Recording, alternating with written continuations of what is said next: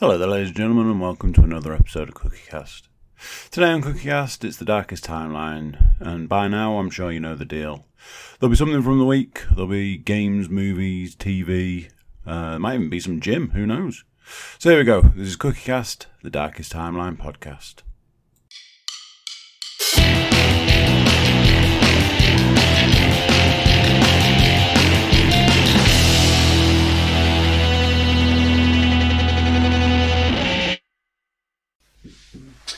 Oh, right then.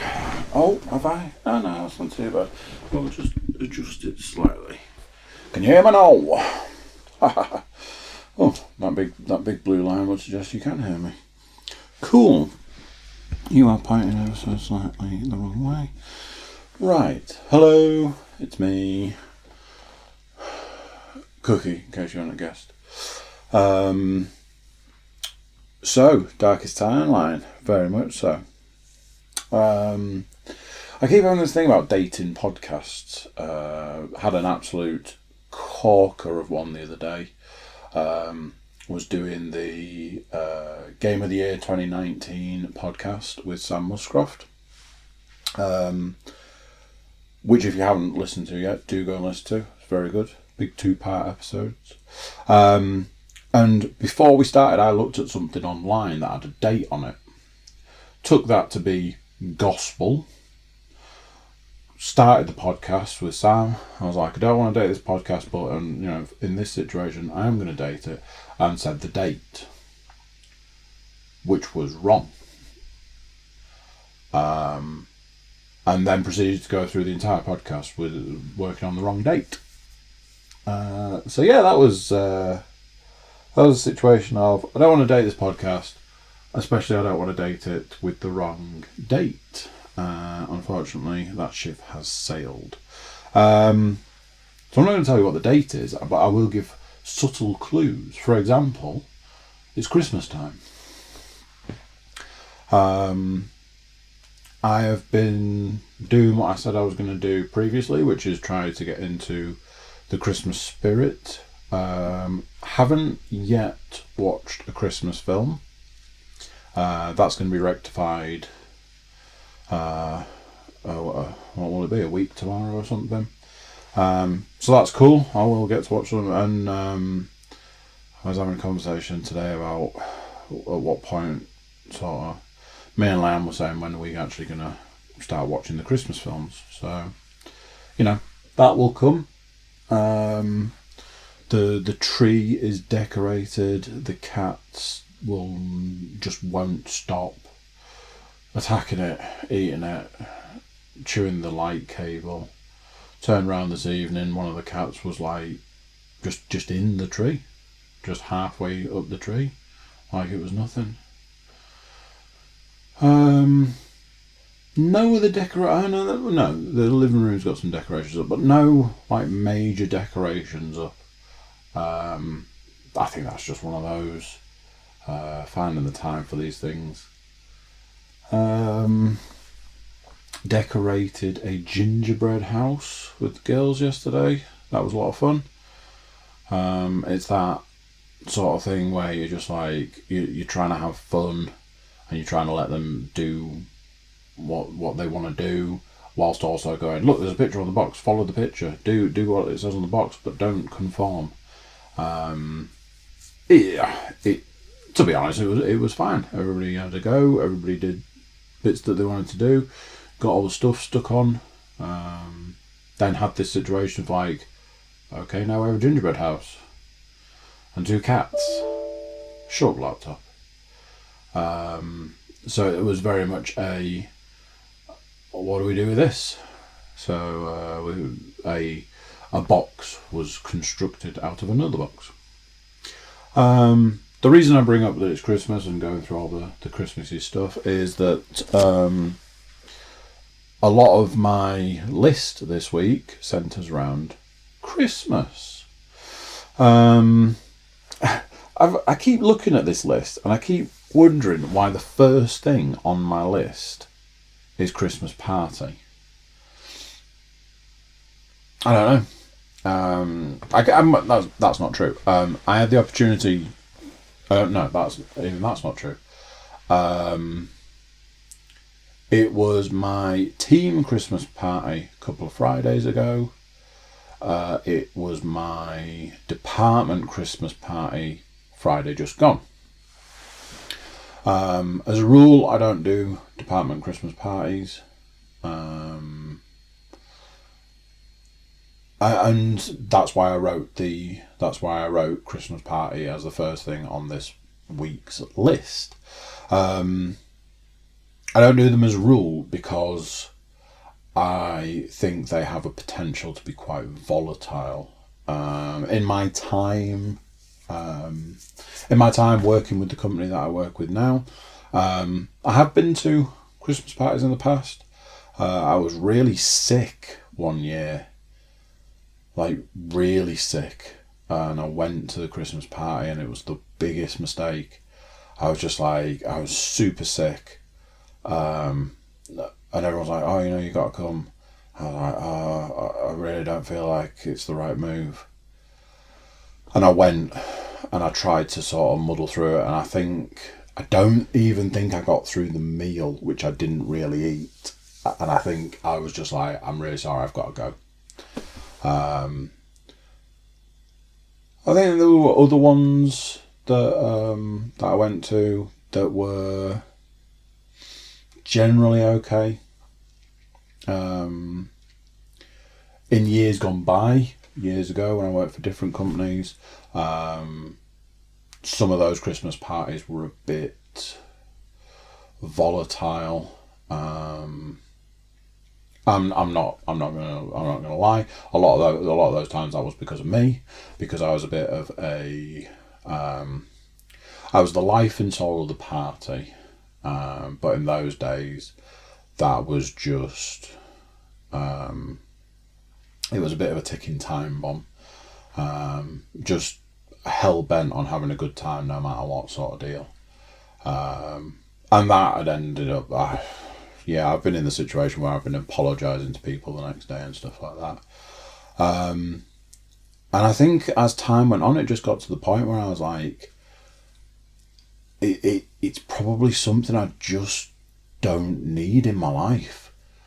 I have that tendency to run full speed away from things that I feel I don't need in my life. Whether that's situations, if I end up in a situation I'm like, I don't want to be a part of this, I will just walk away, just leave. Same with people. Sometimes there are people that it's just like, I can't be a part of this, I'm out, and I will just go. So yeah, I got to a point where I was like, the department Christmas party, just a flat no from me. I think it's got to the point now that they don't even invite me because they know the answer's going to be no. There's been, I think this year and maybe last year, the numbers were super low for people that were going. I think they might have mentioned it to me. Last year, definitely. I don't remember if I got an invite this year. But I just say no. And if people ask, I just give my standard answer of alcohol and work colleagues don't mix. The week before, was it the week before? Potentially, it was a situation where it was my work's Christmas party, but it was a situation where I was like triple, between me and Leanne, we were like quadruple booked. And certain things you can sort of say, I won't do this and I won't do that, and other things you can't. So it was a case of, right, no Christmas party. If I'm honest, I until realising the booking error, I probably would have gone to that one because it was just my team. I generally get on with my team as a rule. And I work on the principle that, alcohol and work colleagues in that scenario is probably not all that bad. but yeah, it was like it started in the afternoon, and there was a meal and stuff, so that would have been okay, I think. So I wrote it down on the list, like, a Christmas party, because I felt like I didn't know if I was betraying the way that I was saying I was going to do Christmas this year by, like, really leaning into stuff. There's generally almost all times Christmas music on in the house at the moment. I like my Christmas music to be a certain type. I love listening to Frank Sinatra doing Christmas music. I love listening to Christmas crooners, and that sort of stuff. I'm not a huge fan of like pop Christmas music, because I mean, whichever way you say it, I'm just not a pop music fan. So I like my Christmas music in a certain way. I also like Christmas music that's appeared in films. Like, if you can go, oh, that was in that film and that was in that film. I'm always amused when I hear stuff that was in, like, Die Hard, or Home Alone, things like that. So there's Christmas music on nearly all the time. I'm fine with that. Like I say, we did the gingerbread house. We went to see Father Christmas. I don't do Christmas cards anymore because I just think that they're hugely wasteful. And you know, what is a Christmas card? It's something. It's an envelope. You open the card. It's like, to you from the person that just handed it to you, and it's like, cool, cheers. And in the world we live in, with the resources that we have, I just don't. I prefer it when people say to me, I haven't bought you a Christmas card, but I made a donation to X charity, and I'm like, cool. I would do the same if I had any money. Is usually the way I look at that. So yeah, I'm trying. I got the Christmas jumpers and Christmas t-shirts out today. That's not true at all. Lan got them out this morning for me.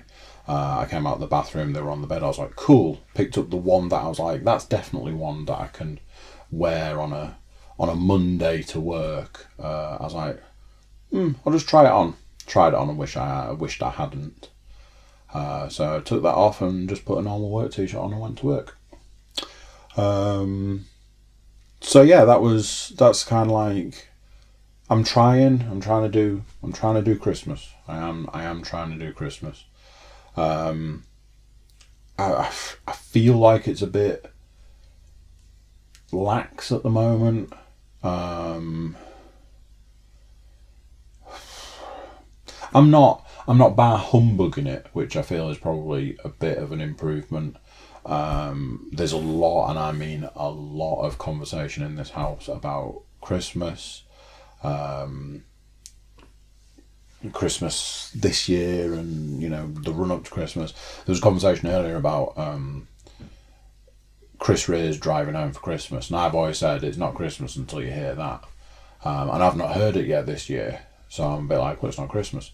But I feel that song should be played at the point, like if you finished work, like I'm finishing work a few days before Christmas. So I'd be happy to listen to it then, because I'm like, I don't have to get up and go to work. I can just relax, just chill out, and really get into the Christmas spirit.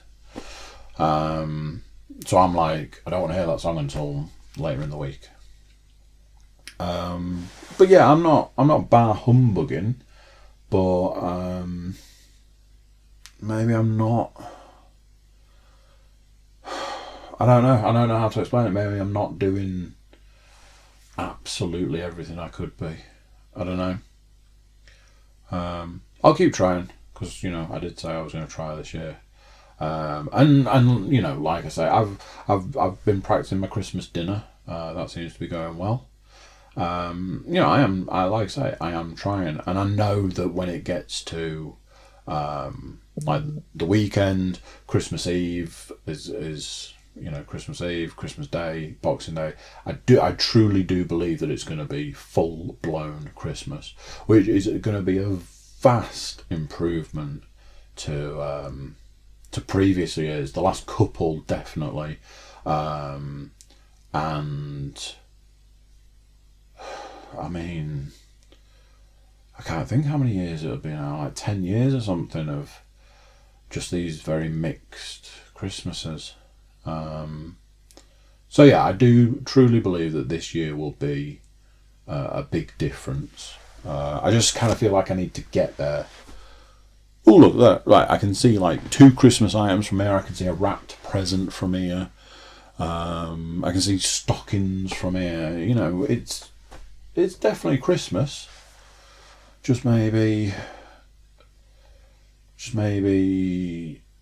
a slower burn. I don't know. Speaking of Christmas, now anybody that listens, anybody that's a fan, anybody that sticks with me on this podcast will know that I've been really trying. You guys have got to admit I've been trying to not bitch, moan and complain. I felt that was maybe not the way that things should have been going. I didn't like listening back to it, especially with like a podcast backlog. I didn't like listening to myself bitch, moan and complain 6 weeks later, because I'm like, you just sound like a whiny bitch. But every now and then, as a new fan will know, it's like almost like I need to let a little bit of steam out so the pressure doesn't explode and kill us all. So, just so you know, I've got a minor gripe, and then I've got a little bit more of a gripe to air. I've sandwiched it so that it's like a shit sandwich, but in this situation, the shit is the bread rather than the meat. Sorry, but these are the things that come up, and these are the things that I want to air. So, probably the best way is just crack on.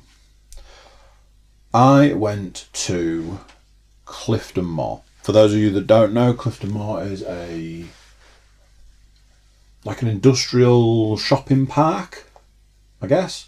Loads and loads and loads and loads of shops in massive buildings that are separated into the shops. Well, for example, one of the biggest ones up there is Tesco's. It's a giant Tesco's. Over the other side, there's Argos and a toy shop and a McDonald's. And there's a lot of fast food stuff up there. McDonald's, Burger King, KFC. They've recently had a few more items put in, a couple more buildings put in, a Costa and a Greggs. Greggs is everywhere at the moment. There's like big. Why do I feel like we bought a sofa from there? Up there, there's like a sofa place. I don't know if it's a DFS or whatever. There's a wheelchair. You get the idea. There's a cinema, so on and so forth. For those of you that know Clifton Moor, that's all redundant because you know what I'm talking about. So, speaking of the new places that they built, there's a Costa, which I don't think I need to go through my opinions on that. And there's a Greggs. I think I was actually the last person in the world to have not eaten a vegan sausage roll from Greggs. I'd heard nothing but amazing things. I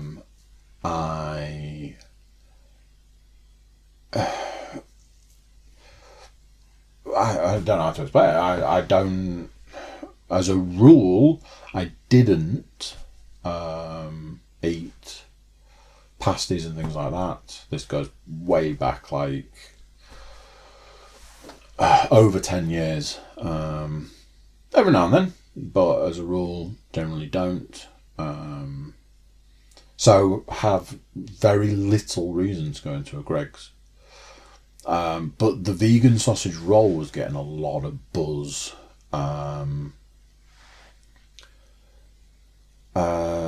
So I was officially the last person in the world to try a vegan sausage roll. Anybody that hasn't tried one at this point in time is saying, well, I haven't tried one.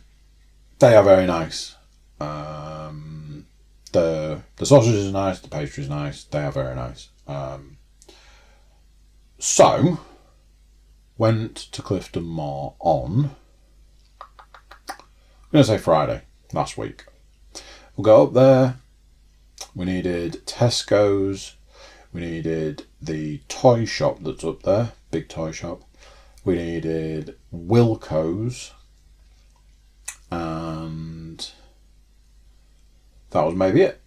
While we're up there, time's ticking, you're getting on with your morning, time's ticking, you realise you haven't had any breakfast, time's ticking. It doesn't take much for someone to say, shall we go to Greg's and get a vegan sausage roll? Yes, we should. So, head over to Greg's, get some food, stood outside Greg's, eating food, talking. You know, the usual stuff, what's happening next, where we go, what we're doing, so on and so forth. I'm facing the building and I'm eating, I'm having a conversation, and I'm looking at the window. And in the window, there is opening times. Now, this time of year, as I've said, Christmas time, this time of year, what you end up with is Christmas opening times. So I'm looking and I'm talking and I'm eating and I'm looking, I'm talking and I'm eating. And in the end I was like, sorry, I've just got to go and have a bit more of a look at this Christmas opening sign. Give me 2 seconds. So I looked and I came back and I was like, so, Christmas Eve, open as usual. Pretty sure Greg's is open a normal day. So that was that. Christmas Day closed. I was like, okay, Christmas Day is closed. Boxing Day open. Open with might have been slightly reduced hours, but not by much. It might have been till 4 rather than till 5. I'm like, okay. Further down the list, New Year's Eve, open. New Year's Day, open. So, in review, if you work for Greg's, the official days you can have off, Christmas and New Year, is just Christmas Day. What is that all about? I really believe that there is too much of this. So, going back, let's jump back in time. 13 years. Might be more. Might be. No, it will be more. Alright, let's jump back in time 14 years. I remember working for Vision Express and them trying to tell me that they were toying with the idea of opening on Boxing Day. And then that turned into, we're definitely going to open Boxing Day. And I was like, you must be insane. Firstly, nobody's coming in Christmas Eve for a start. Secondly, nobody's coming in on Boxing Day. The argument was that people will break the glasses drunk over Christmas Day and they'll need glasses on Boxing Day. And I was just like, you're insane. That was 13, 14 years ago. And back then, it was a and ah. It was, oh, should we, shouldn't we? What are these people doing? What are those people doing? The way that Vision Express worked was that at that point in time, it worked on the places that were around it, whether they were opening. And I think pure coincidence that the place that they were basing their opening times on didn't open that year for Boxing Day, and that was like, right, that's that done. They're not open, we're not open. And then that was that. I was off on my merry way to greener pastures. Absolutely not. Anyway, let's have a drink. So, we're talking 13, 14 years ago. We're toying with the idea of opening on Boxing Day.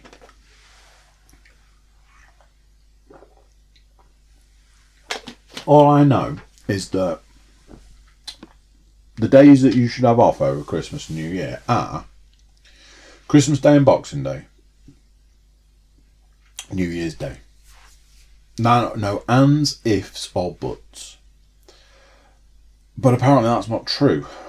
I'm probably just late to the party on this one. Anybody who's listened to this who works in retail is probably like, steady on there, dinosaur. Well, that's not been the case for a long time. But that should be a standard. I honestly don't think that the world can't survive for 2 days. Me and Ian used to have this thing where we used to go out on Boxing Day, just to go out and just watch people run around like headless chickens, because the shops had been closed for a whole day. And obviously the sales start and stuff, you know. You spent thousands of pounds 36 hours before, and now, oh, we need you to buy more stuff. And I get consumerism and stuff like that, but is it not just like super depressing? And all I could think was, excuse me, but fuck me, you work in Greggs and you can't even have more than a day off. I also truly believe that anybody who works in an office, and this is not because I work in an office, I just think that this is a thing. Anybody who works in an office, they should close like Christmas Eve, and they shouldn't open again until like the 2nd of January. Because for anybody who works in an office, you'll know what I mean. Anybody that doesn't, working in an office, that time is awful, because there are some places that are closed and some places that aren't, and it's just depressing. And every day, every minute of every day is 1,000 times longer than any other day of the year. It's just painful. And I know that anybody could be like, kids at school the week of running up to Christmas, those days are super long, or all that sort. I get all of that, but I think there are times that we just need to take our foot off the gas. It's just, there's probably a reason why the Christmas Carol is so popular, and it's had 90,000 different incarnations, because we can all empathise or sympathise with somebody being told that they have to work and they can't have a bonus and they can't have the money that they deserve for the work that they're doing at the one time of the year when you're supposed to. It was just, for somebody who's really, like I say, I'm trying this year, I'm trying hard to be Mr. Christmas. That was just super depressing to see that. And obviously, you work in Greggs, you can say, I want that day off and I want that day off. But you have to take a day's holiday, presumably. And is it not that everybody's going to be saying the same? So somebody's going to have to work it. And how are they going to decide that? You didn't work it last year, so you work it this year. That one wasn't there last year, I don't think. So what? Is it going to be a rota system? Oh, if you're here in a year's time, you don't have to work next Boxing Day. It made me very depressed. I was like, man, that sucks. You're working in Greggs. I'm not saying, don't get me wrong, I'm not saying, oh, you work in Greggs, that's a terrible job. I'm saying, you work in Greggs, your bread and butter is for want of a better way of putting it, bread and butter, you know, sandwiches, pasties, pizzas, sausage rolls. That's what you're doing. And because, let's face it, they're open because all the shops around them are going to be open on Boxing Day. All the shops around them are going to be open on New Year's Day. People got to eat. So, you know, you have the biggest, highest calorie meal of the year on Christmas Day, and then you're going to be out there eating a pasty on Boxing Day. Yeah, you know, like I say, it was a depressing thing to see. I felt sorry for them. So that is the first slice of bread for the shit sandwich. I looked at something on my phone today. You guys know how I feel about my phone. I mean, it's a love-hate relationship. Obviously, it has its purpose. Obviously, I, like anybody, I do enjoy a bit of social media and the odd phone game. Check your emails, you got your texts, things like that. But anybody who listens, will know that I've been really struggling with the fact that I get a report once a week, and the report's like, you've been on your phone 3 hours a day, and I'm like, what? How is that even possible? Some days I have to do a lot of stuff for the podcast, various bits of social media, various bits of like posting various things to places, and that can take quite a lot of time. But you and I both know that the rest of that is sitting on Facebook, going on, you know, Instagram and playing lemmings.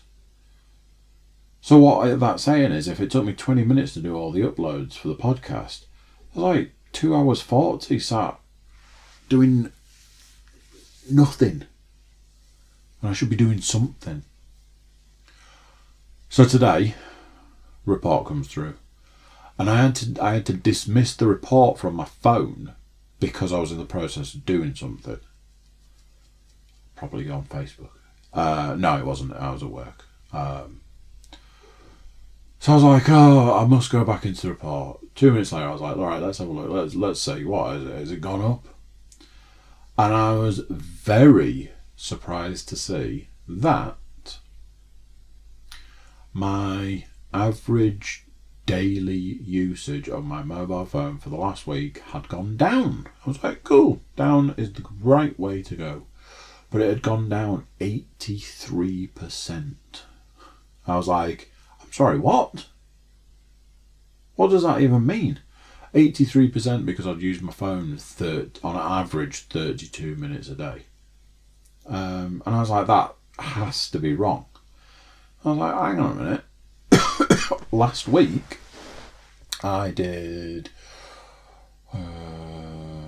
5, which was actually split into 6 podcasts. That's recording 6 podcasts. I then coded 5 of the 6. That's audio and video. So that they could all be released. One of them's going up, or will have gone up in the last 20 minutes. The others will go, will have gone already. So they all had to go. That was that. A busy weekend, so you generally don't use your phone when you're busy. As you guys know, I do like to keep it to the end, but it just gets away. As you guys know, I'm back in the gym. That is still going. We'll come to that in a bit. But I use my phone when I'm in the gym to listen to podcasts. I listen to podcasts while I'm at work. I'm like hammering them sort of thing while I'm working. But I don't think that registers as you're using your phone. You know, the screen isn't on. You're not tappy. It's just playing to you. So I don't think that counts as phone usage. So I was super happy about that. I was super impressed. You could also say at this time of year, I think at the moment I've just got a lot on. Yeah. So So yeah, that's the meat in the shit sandwich. Not all that meaty, if I'm honest.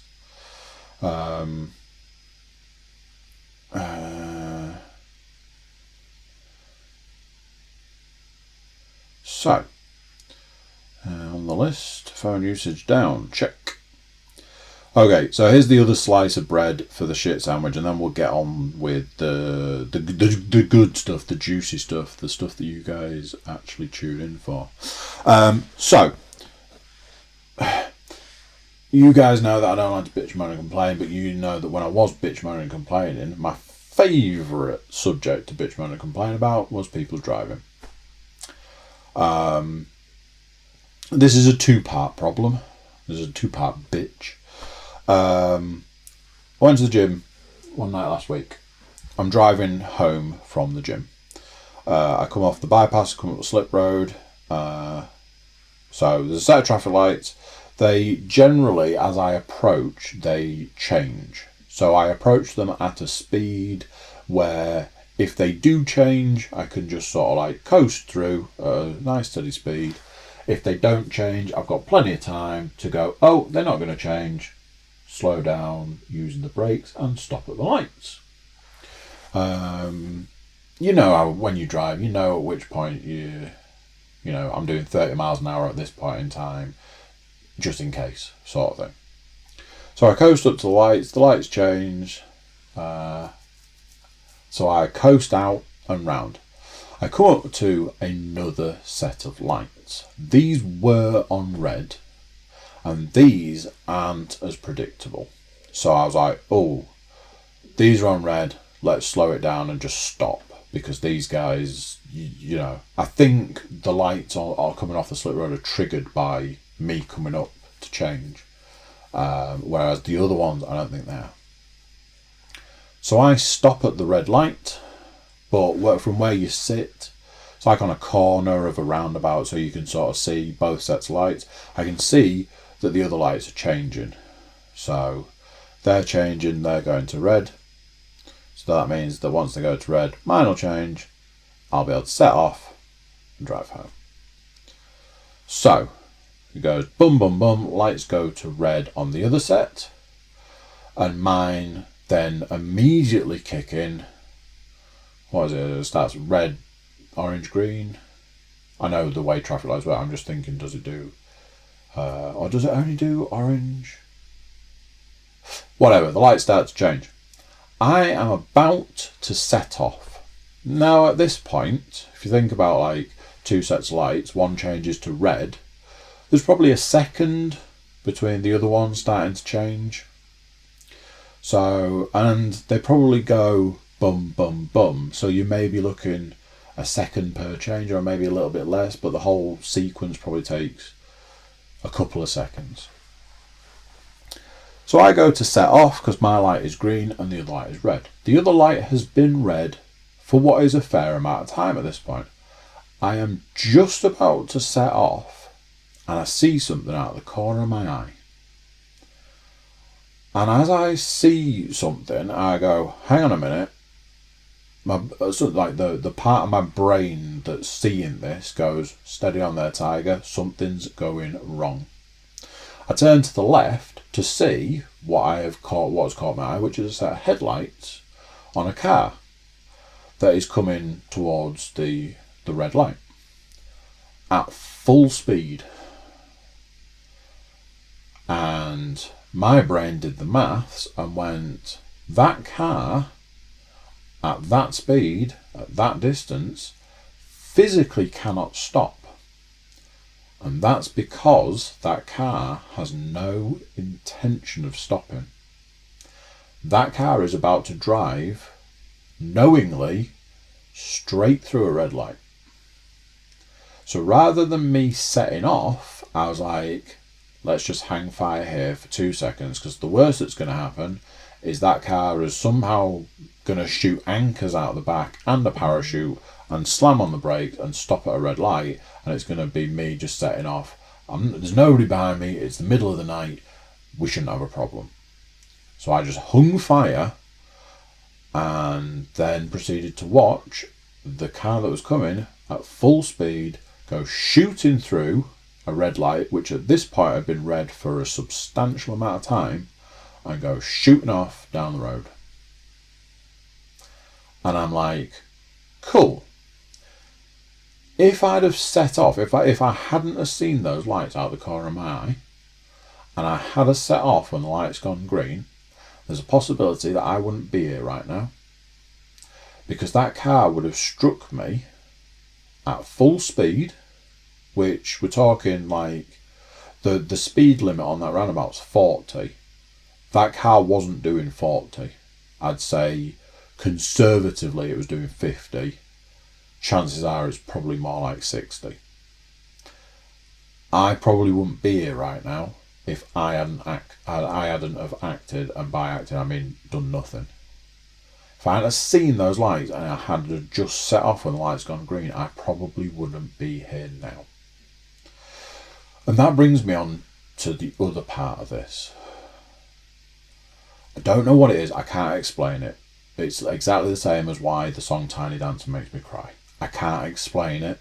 I don't know what it is, I don't know which word or which phrase or which part of the song, but there's just a bit where it just makes me cry.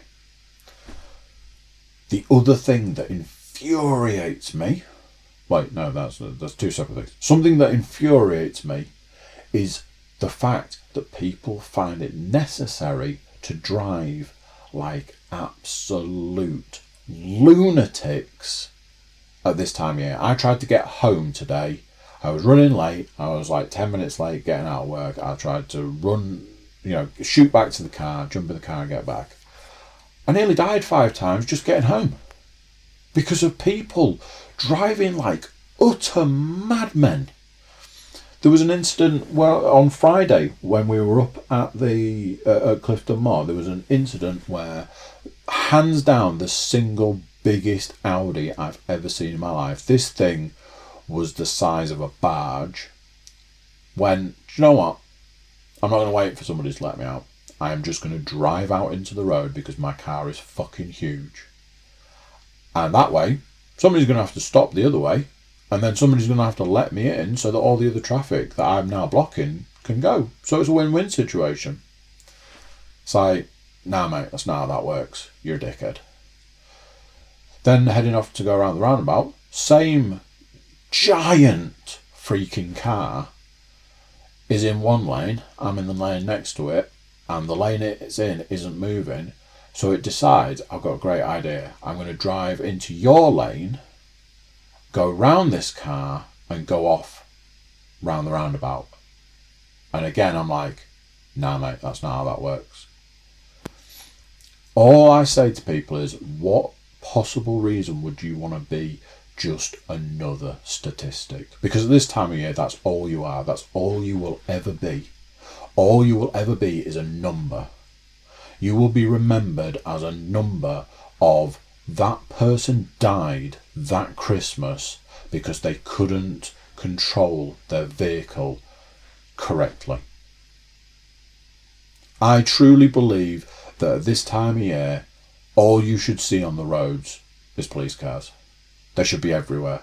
We should take our limited resource, stick them in their cars and stick them on the roads. You should see them absolutely everywhere at this time of year, because people can't be trusted, because people are idiots, because cutting someone up and driving 20 miles an hour over the speed limit and not indicating and cutting. I saw somebody this evening cut across 3 lanes whilst going around a roundabout.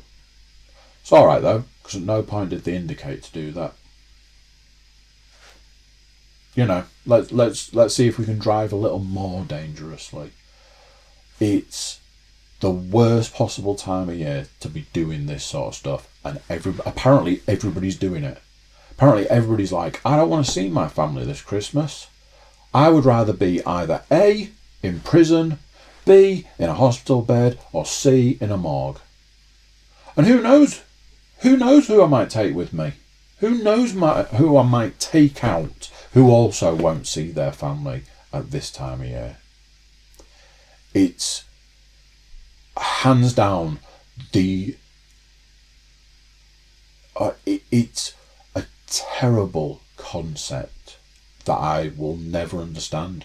What it is about this time of year, the peace, love and happiness that comes with Christmas, where all we do is hate each other more and wish death upon each other and ourselves. How awful life must be for it to be that situation. Why would you want to just be a statistic? I don't get it. I honestly don't.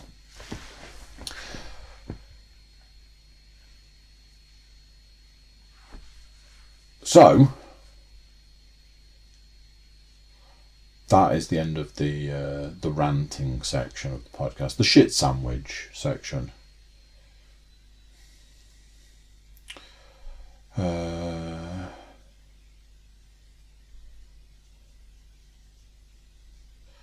Let's have a look and see what's... So, this is like the entertainment section. I think by now you guys know how this works. Been watching a little bit of stand-up. And what's maybe going to come as a bit of a surprise is I've watched 2 female stand-ups. I don't know if I should say it that way, female. I watched 2 female stand-ups. It's not a big thing. Other than I keep trying. I struggle with female comics because I find that female comics generally tend to go down one of like a couple of routes. It's either the sort of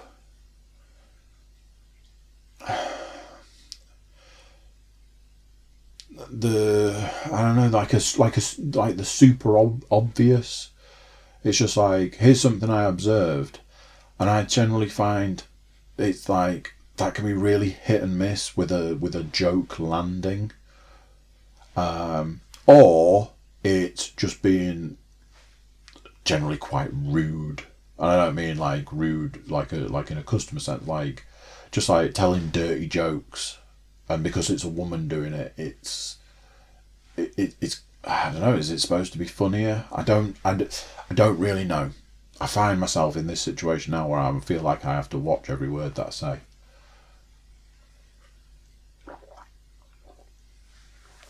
So, I saw, as Netflix does, it tends to go, here, watch this trailer 90 times every time you turn Netflix on. I'd seen a stand-up, Nikki Glazer stand-up, and because I'd seen the trailer for it a good few times, I was a bit like, maybe we should give it a whirl. And that was a while ago. And then the other day, I saw it on Netflix, and I was in the market for a bit of stand-up. So I was like, let's put that on. Let's give that a whirl. It's not going to be a good review, I'm afraid. It was, firstly, when I saw it, it said it was 1 hour and 10 minutes, which I was like, all right, that's a meaty stand-up. These days, stand-up just seems to be like, you're lucky if you get an hour. But I was like, okay, 1 hour and 10 minutes, strap in, get it watched. The way I've described it to people is it was essentially one long running blowjob joke. That's all it seemed. It was a woman talking the way that that this woman or a woman would think that a man would talk to his mates about sexual interactions with women. I think is the best way I can talk about it. I've got a lot of time for women that will happily talk like properly about stuff. That probably sounds quite bad. I mean, like, if a woman's not like coy or shy, or just quite open and like able to talk about things that happen in relationships. I watched the Christina P stand up and quite enjoyed that because she will just talk. She just, she doesn't hold stuff back. But there's a difference between that and just being like, oh, I'm going to talk like a bloke talks, I'm just going to be like, yeah, he stuck his dick in, yeah. It's like, that's not funny. It's just, like for me, I suppose being a bit of a prude in some ways. For me, I'm just like, that's just rude. It's not funny, it's just rude. And I don't get that. So yeah, it just felt like one long joke about blowjobs, which it wasn't, but that's the best way I can describe it. So do you want to listen to that? And the contrast is that in one of Bert Kreischer's stand-up specials, he does a couple of jokes about blowjobs, which it's like the actual act of the blowjob isn't the focus of the joke. It's everything else around it, like that he's like partially falling asleep and talking and that sort of stuff, and like the view sort of thing. Like those are the things that's actually the joke. It's not the act of the blowjob. It was pretty much the opposite in this stand-up. It was just like boiling down the physical act to every single component and then reviewing, and that was allegedly supposed to be funny. I didn't find it funny. It was okay for something to put on in the background. So from that perspective, I think I could safely say I didn't laugh, like actually laugh once. I might have smirked a couple of times. So that is that. Not one I can recommend, although if you're the kind of person that wants to really get to know the mechanics of a blowjob, check it out. Honestly, it wasn't just blowjob jokes. It was everything. But yeah. I watched another stand-up special from another female comedian. This is somebody that I do know, and I have watched the majority of their other specials. I'm going to totally get her name wrong. I had to send her name to somebody earlier. Eliza Schelzinger? Eliza Schelzinger. I find a lot of this is her latest stand-up. I find a lot of the time that her stand-up is very samey, but she actually makes a joke about that in this one. That doesn't excuse it, but she does make a joke about it. She makes like these noises. She like mimics sheep when she's talking about like women talking.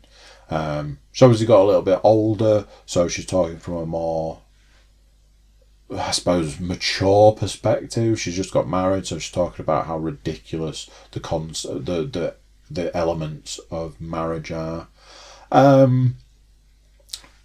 One of those. Generally, when I watch her stuff, I don't roll around on the floor laughing. I generally have the odd laugh here and there, a few smirks. I should make a scale.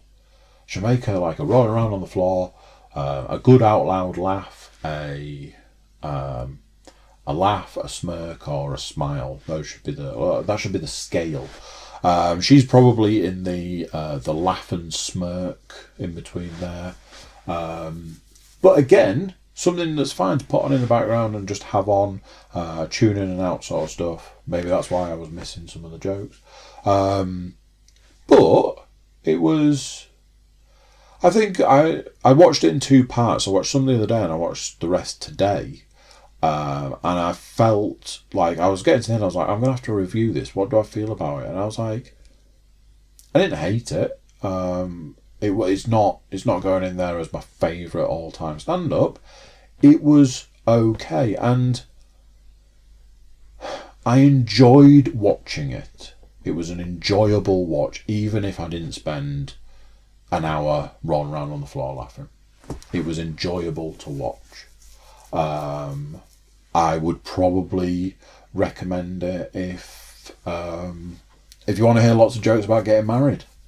That was the soul, like the core of that stand-up. She's obviously got married. It seems fairly recent, so obviously that's all the stuff she's talking about now. So that was that. So I've actually watched some stand-up. I haven't. Every week it's the same. I say I haven't, then I have to pause and just bear in mind, or just think about it.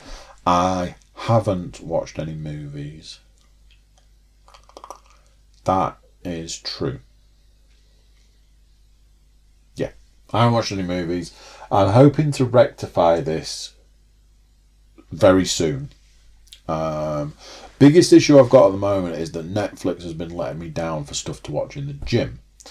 I haven't got a move. The stuff that's on Netflix that I want to watch, I want to physically sit down and watch. The stuff that I want in the gym is stuff that I don't need the sound for, the stuff that I can just read subtitles, the stuff that it needs to be a distraction but not enough for me to want to sit down and watch it. And Netflix doesn't seem to have that at the moment, which is a little disappointing.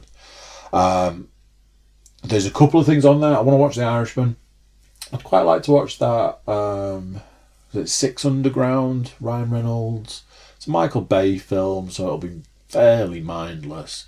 It's had lukewarm reviews, but it looks like a bullshit action movie. And you guys know this man loves a bullshit action movie.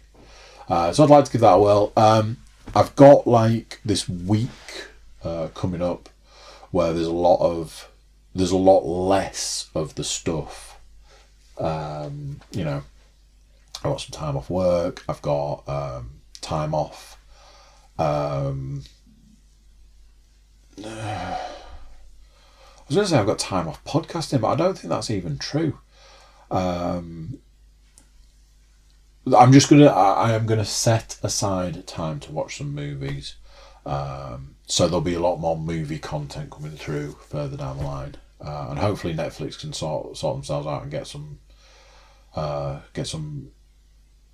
7 out of 10 movies that I want to watch. So I haven't watched any movies. I have watched a little bit of only a little bit. I've watched some more of the current series of Final Space, and I've watched some more Evangelion. I don't feel like I can review Evangelion, although I will say something about it. But let's talk Final Space. Final Space was one of those where I really enjoyed the first series. I've already talked about this, I think, every week for 3 weeks now. That's how long it's taken me to get through it. I really enjoyed the first series. The second series started out and it was just too busy. There was too many characters, too much going on. They just, every episode, they seemed to be introducing not one new character. It'd be a load of new characters. They were jumping backwards and forwards in time, although the best episode of the series so far was a time episode. Honestly, now that we've sort of the introducing new characters has kind of settled down, it is a lot better. You know who's who, and you know what their deal is. You kind of know who's got what agenda and that sort of stuff. It's enjoyable. It's just taken a little bit of time to settle down, I would say. So yeah, it's good. It's better now that it's sort of settled down a bit. I haven't finished it. I'm hoping to get it finished soon, but that's the same as everything, isn't it? Like I said, I'm watching Evangelion in the gym. It's Evangelion. I've seen it 100 times. Some episodes 1,000 times.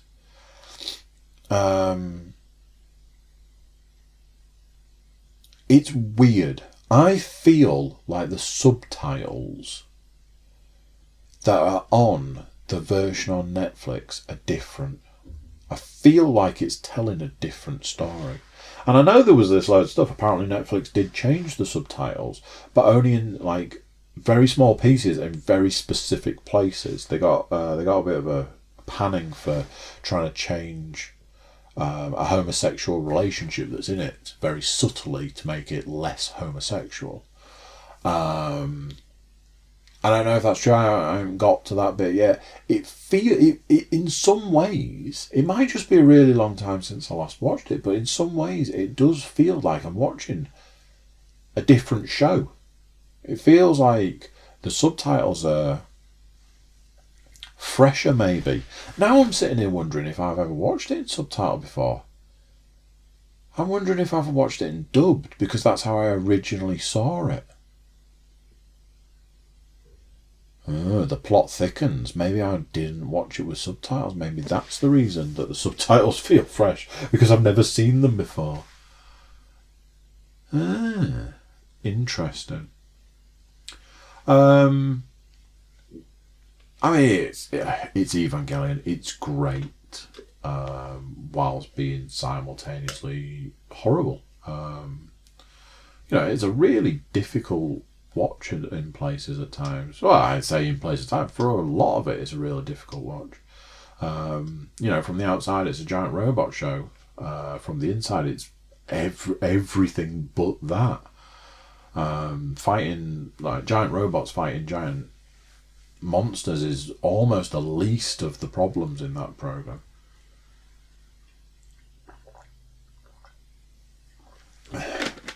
It's great. I love it. I'm probably going to keep watching it unless they put some other movies on Netflix.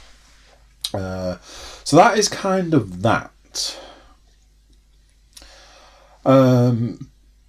Let's talk.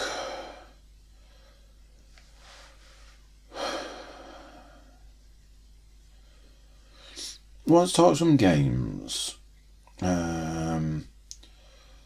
Again, it's one of those. I can't tell you I've been playing anything new. That isn't true. I have played some new stuff, but I am still playing.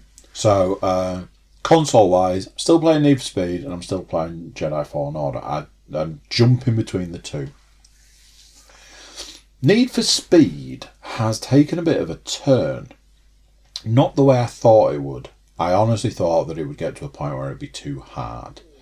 I feel like I've managed to keep ahead of the curve by upgrading vehicles that I have in a particular way so that they're always better than they should be. Which is fine, which allows you to sort of have the ability to win races.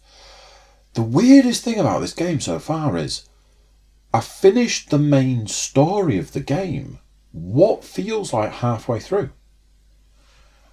And I've spent the last week or so wondering if I've kind of done it wrong. Should I have been doing other elements of the game before doing like the main missions? But at times, they were all that was available. At one point, I thought I'd finished the game and was like, okay, because like I say, I finished the main missions, and then when it took me back into the game, there was like other missions to do, like these side missions. They put there's like a big level jump for one of the missions. Like I was level 30, and to unlock this next mission was level 40. So I was just grinding and grinding and grinding and grinding and grinding and grinding and grinding. And eventually, after many, many days of doing races and stuff, I got to level 40 and it unlocked the mission. So last night, I was like, cool, got this mission, let's go do it. When did it? It was a race that had 3 of the characters from the game and they were racing in the race. I was like, cool. Did the race, won the race, and they were like, cool, you've done that. and that was that. I did another mission with one of the other characters in the game. They were like, "Oh, come and do this." Did all of that. Got a car out of it. But the cars that the game gifts you, I generally end up just selling because they're nowhere near as good as what I'm driving for. Like, this was an off-road vehicle, but the off-road vehicle I had or have was like nearly 3 times better than it, so I just sold it. It has become a bit of a grind, which I don't like. I get to points where I'm like, oh, I've done this race, I don't want to do this race again, but I need to do it to get the points that I need, or I need to do it to get the money that I need, or it's just that now, which is hugely disappointing. It feels like they gave you half a game and then were like, oh, just grind the rest of it. It's like, you really could have spread the story missions out.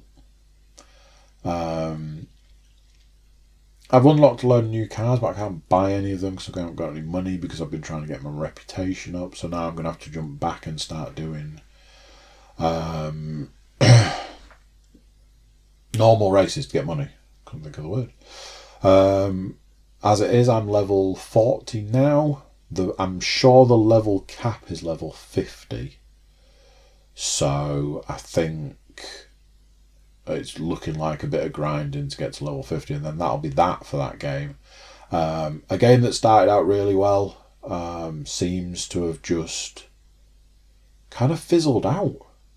It's just really weird.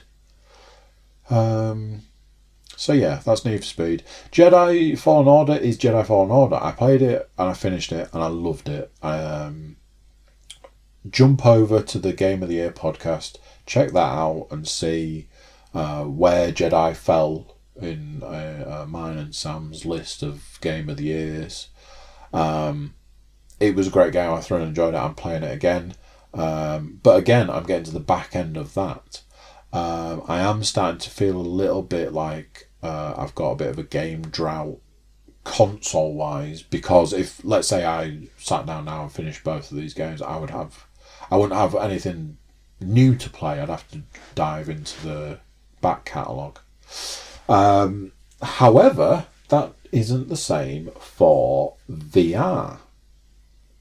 Obviously, I keep going back to Arizona Sunshine. Thoroughly enjoy that. Like I say, jump over and check out the Game of the Year podcast.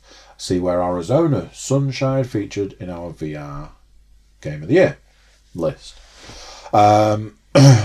Was on YouTube watching VR videos, and there was this one like, this game is out and it's Streets of Rage but in VR, and I'm like, I'm sorry, what?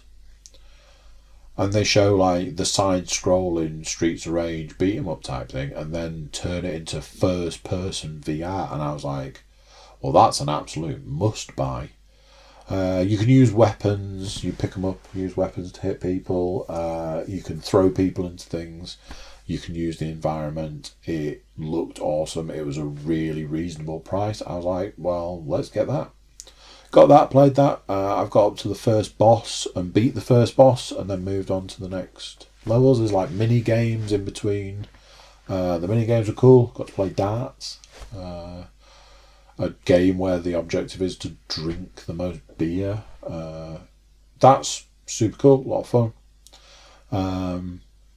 There's a couple of things that I need to go back to and play again. Aspire 1. I must go back to that. The other thing that was released on the same day as that game, I can't think what it's called. I don't want to look it up because it'll take me too long. No,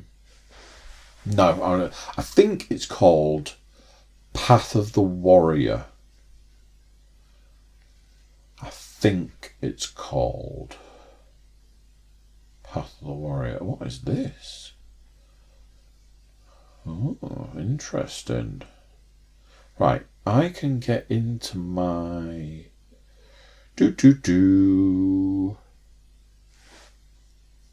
Yes. Again, why don't I just trust myself? It is called Path of the Warrior, which is available on the Oculus Quest.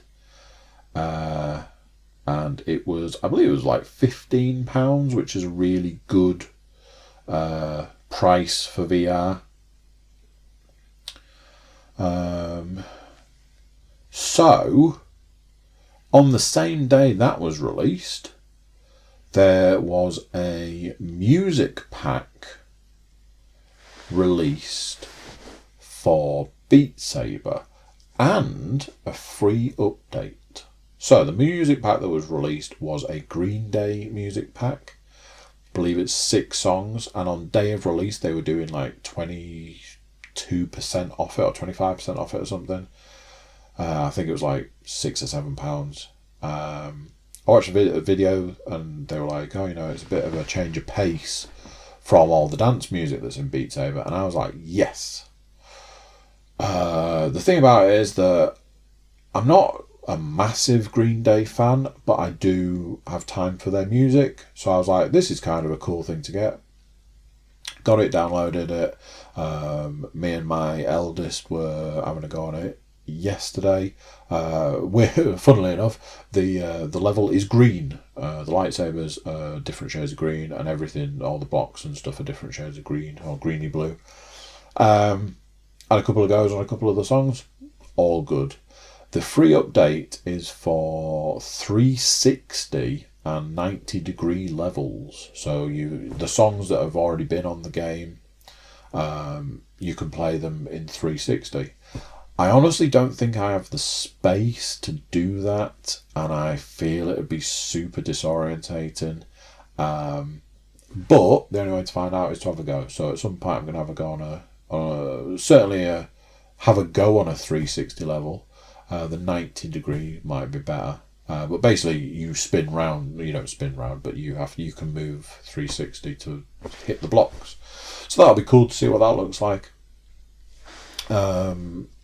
So that is VR. Still super enjoy VR. I go sort of a bit in phases with it at the moment. Sometimes I'm like, I just want to play VR. Other times I'm like, I just want to sit and play PlayStation sort of thing. So that is kind of the entertainment section. Last but not least, as I've already mentioned, and you guys know I like to leave it till the end. I have been back to the gym. I've been going to the gym. If I'm honest, and this is me being properly, brutally honest, it does feel a little bit like a waste of time, because I fully intended to set out on the path of sorting my diet and my exercise. I've only done 50% of that, which is sorting my exercise out. There are a couple of times when I've sort of either been in the gym or coming out of the gym thinking, this is a little bit pointless without the correct diet. We all know that. So that's the next thing to tackle. But I have been going to the gym 4-5 times a week. I'm doing a different body part each day. Arms, biceps and triceps, chest, back. I'm not doing any legs at this moment in time. I ummed and ahed, but I've sort of made the choice not to at this point in time. I have issues with leg stuff. For want of a better way of sort of going through it, my legs are quite strong. I can put a lot of weight on leg machines. I presume that comes from lifting a lot of weight, as in my body when I stand up. But one of the things that goes with that is when you do a lot of leg weight lifting, my legs just get huge, and they're big as it is, because with being big, they are big. But yeah, having work, when you work out a little while on the legs, they start to grow quite substantially, and that's not a good look. A big fat guy with big fat legs. So for now, I'm just leaving the legs alone. I think in the new year, I'm gonna have to do something. I need to be getting the squats and the deadlifts going. God, I hate deadlifts, but needs must as the devil drives, I'm afraid. Didn't promise myself, but told myself I was going to take it steady, work my way up, really just, ease back into it. I managed a week of that. The next week, it's like, right, let's get all this weight up, shall we?